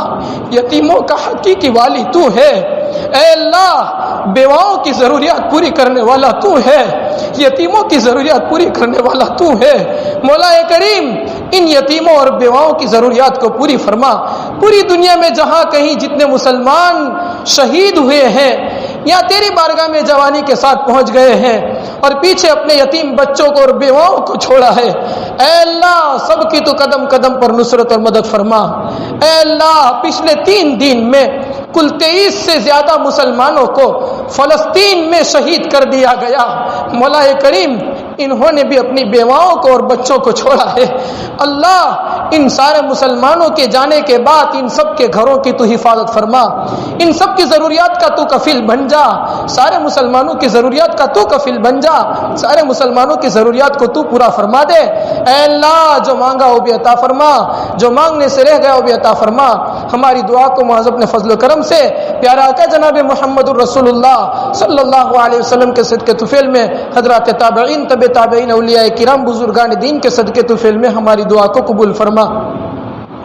ان اللہ وملائکتہ یصلون علی النبی یا ایھا الذین آمنوا صلوا علیہ وسلموا تسلیما اللهم صل علی سیدنا ونبینا ومولانا محمد وصحبہ وبارک وسلم بفضل سبحان ربک رب العزۃ عما یصفون وسلام علی المرسلین والحمد للہ رب العالمین آمین برحمتک یا رحمن۔